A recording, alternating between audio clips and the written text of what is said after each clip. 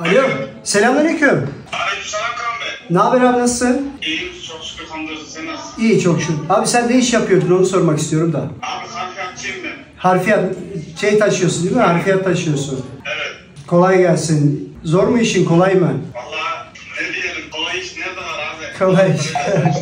Doğru. Neyse, ben biraz mutluluk vereyim sana da hayırlı olsun. Çalışma izni onaylandı. Eyvallah abi, Allah razı olsun. Bir geleceğim şeyine, ofisine bir tatlıyla. Tamam. Güle güle kullan inşallah. İşini az da olsa hafifletmiş olsun. Eyvallah abi, sağ ol, teşekkür ederim abi. Allah razı olsun, eline sağlık. Hepimizden inşallah. Ben senin sesini kaydettim, paylaşacağım, tamam mı?